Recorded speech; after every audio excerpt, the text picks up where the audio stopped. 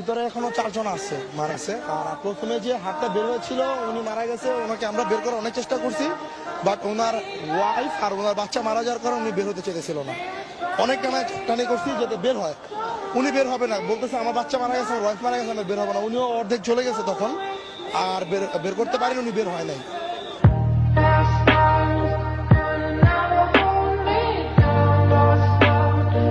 পুরুষ মানুষ কখনো নিজের শখের নারীকে ছাড়তে চায় না, হারাতে চায় না।